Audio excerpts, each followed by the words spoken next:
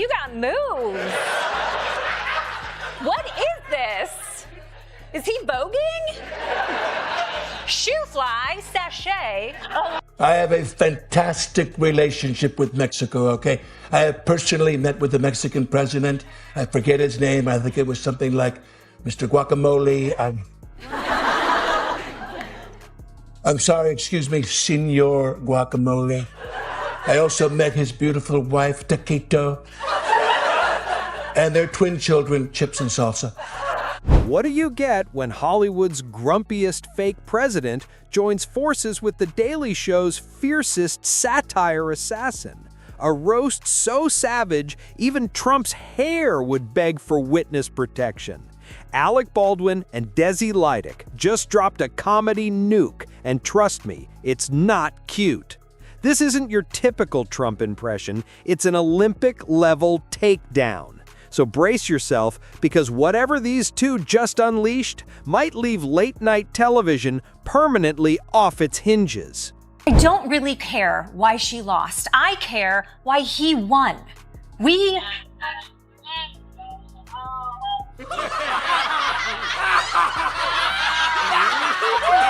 have spent so much time diagnosing Donald Trump and what his actions say about him. He's a dictator. He's a fascist. He's a malignant narcissist whose blood type is fryer oil. The president of the United States. I said to somebody, does he have like alerts, or does he like sequester himself for just a period of like tweeting? Like, is he there, as they say, watching Fox and Friends in the morning? He's got like his triple order of bacon. He likes bacon. Apparently If you're enjoying this, make sure to subscribe to the channel. It helps more than you'd imagine. Alec Baldwin has returned once again, but this time he's not just reaching for the orange makeup kit to crank out another presidential parody. Now, this round feels personal. You can practically hear the collective groan from every Trump supporter within a 5-meter radius the moment Baldwin stepped out. That signature smug grin was already doing half the damage before a single joke landed. It's like he woke up, stared in the mirror, and thought, how do I make MAGA cry before breakfast? And wow, he did. I'm sure you hear it all the time, but I love it when you do President Trump. I think it's the greatest. I really do. It's the... And it's so good. My wife will say, I never imitated him or had anything to do with. Lauren called me and said, you want to do this? And I go, no, I don't want to be Trump on TV. Because anytime you have any kind of mimicry, it's usually somebody that you appreciate. You have some appreciation. Right. So they said to me, Trump, and I didn't hate Trump. I just said, I don't want to do that. And Tina and Lauren kind of pushed me, and I do it. And you've seen SNL. And the moment the stage manager takes me to my mark for the first dress rehearsal at 8 o'clock, I had no idea. The man launched a full-blown dramatic meltdown that made every other Trump parody feel like community theater tryouts in Iowa. He wasn't just joking, he was analyzing. Baldwin didn't do an impression. He carried out a forensic dissection of Trump's entire personality. President Trump has already introduced himself, so let's now welcome the Democratic candidate. Ooh, here comes the booing. Former Vice President of the United States. Allegedly. And Senator from Delaware. Not even a real state. Joe Biden.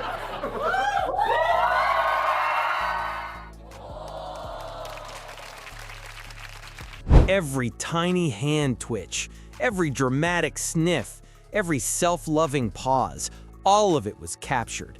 It felt like a Shakespearean actor suddenly doing stand-up about an orange Julius Caesar who never figured out how to use a teleprompter. You know, eyebrow up. I tried to stick my face out, my mouth out. I was in the makeup room. They're putting my wig on, and I literally, it was like a scene from like a mental hospital. I'm getting the wig on me, and I'm sitting there the whole time going, China, China, China. I'm trying to do it again and again. So that it becomes, so you don't think about it. You just do I'm it. shocked by that because I figured it was something you'd been doing. That's what I should say. I worked on it for months. Well, no, it's even more impressive that it wasn't in your wheelhouse. I didn't really know. But there's a guy who's on the internet who, I mean, it's interesting how there are people who, now that he's not going to the White House Correspondents' Center, there are people who are lobbying to play Trump at the White House Correspondents' Center. And just when the audience thought Trump's ego had suffered enough, Baldwin pushed even further. He cranked the voice up, stretched every word like molten gold, and launched into a winning rant so overblown it made the word meaningless. It was chaos wrapped in satire, fueled by Baldwin's mastery of political mockery. But it wasn't cruelty, it was precision, like a surgeon using sarcasm instead of scalpels. He targeted the mannerisms, the swagger, the desperate hunger for applause, as if clapping were the national anthem in Trump's mind. Every frown was a national emergency. Every eyebrow raise summoned 1,000 exhausted fact-checkers. The performance was so brutally accurate that even Baldwin's critics had to admit he nailed it. Hey, Kimball, you told Mario that you would love Alec to play you. And then I interviewed Alec, and Alec said he's playing you to make your dream come true, is what he said. Okay, well. What do you think of his portrayal? And do you have a message for Alec? Well, I think Baldwin? I'm a much nicer guy than he's portraying. He's portraying somebody who's very mean and nasty, and I'm not mean and nasty. I think I'm a much nicer person than he's portraying, and so I think it's an inaccurate portrayal of me. It was one of those moments when comedy becomes something sharper, truth disguised as laughter, that hits you only after the joke lands. This wasn't just a Trump impression, it was a roast, slow-cooked over 4 years of national exhaustion. And then came the twist. Baldwin didn't stick to the obvious cliches, he went deeper, turning Trump into a one-man Greek tragedy, where the gods were Twitter and cable news. It was hilarious, it was unsettling, it made you wonder if Baldwin studies chaos theory for fun. Every punchline was calculated, transforming bravado into a musical number of insecurity, dancing on the edge of delusion. The room shifted as people realized they weren't just watching comedy. They were staring into a mirror held up to power, polished with mockery and framed in absurdity. Excited about another aspect of the trip. Well, my relationship is very good with the UK, and Charles, as you know, who's now king, is my friend. Yes, Trump is like a brother to King Charles in that his actual brother is also in the Epstein files. Just when it seemed like Alec Baldwin had already planted the flag of ultimate satire, Desi Lydic arrived like a precision airstrike. If Baldwin is the hammer, Lydic is the scalpel. Her comedy doesn't just mock, it dissects, dismantles, and rearranges Trump's reality until it becomes undeniably absurd. She doesn't imitate him, she rewires him. She came in blazing, using her signature faux serious news style and sarcasm sharp enough to peel paint. Her Trump roast wasn't loud, it was lethal. No shouting, no exaggeration, just calmly guiding viewers through the broken logic of Trump's world until it collapsed under its own stupidity. She took the chaos, the contradictions, the non-stop self-praise, and turned them into an elegant demolition. It was like watching a scientist casually explain gravity, except gravity was dragging Trump's entire narrative into the floor. Lydic's calm delivery made it sting even more. Each smirk, each fake nod of agreement became another perfectly placed dagger of irony. As if she were saying, "Sure, this makes sense, if your soul has a concussion." Her humor didn't rely on impersonation. It thrived on exposing absurd logic, and it was devastating. We said Trump is in Scotland right now, seeing as his favorite island destination has been shut down. When a president travels overseas, it's important for them to project strength and dignity, although an uninvited insect made that a little harder for presidents. When Baldwin exaggerated the persona, Lydic exposed the hypocrisy. When he cranked up the volume, she cranked up the intelligence. It was the perfect 1-2 punch, brute comedic force followed by precision satire. She dissected his obsession with being the best, like a science fair project gone wrong. No rage, just surgical irony. Every segment felt like a TED Talk on narcissism, using Trump as the visual aid. And then came the knockout, comparing his constant self-praise to a broken GPS that only leads to Mar-a-Lago. The audience lost it. Each observation was absurdly accurate, delivered with the patience of a therapist and the precision of a sniper. Lydic's humor lingers. It doesn't just make you laugh, it makes you notice how ridiculous the whole political circus truly is. You laugh, then you think, then you laugh again, because the truth is even funnier. While Baldwin goes straight for the jugular, Lydic quietly rearranges the bones. Her satire doesn't scream, it whispers, "Look closer." And once you do, you can't unsee the absurdity. And because Trump is so tight with the king, he made sure to let us know that he's getting the VIP treatment. And it's the first time this has ever happened where somebody was honored twice, so it's a great honor. And this one's at Windsor. They've never used Windsor Castle for this before. They used Buckingham. Baldwin, whose dying mediocre career was saved by his terrible impersonation of me on SNL, now says playing me was agony. Alec, it was agony for those who were forced to watch. Right. Well, the interesting thing is nobody's actually forced to watch. I found that out.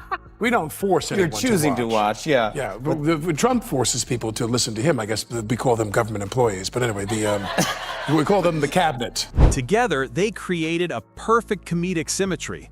Baldwin brought the fire, and Lydic brought the finesse. He roasted the man while she roasted the myth. One mimicked the madness, the other explained it like a professor of political absurdity. The result was a masterclass in modern satire, not just hilarious, but necessary.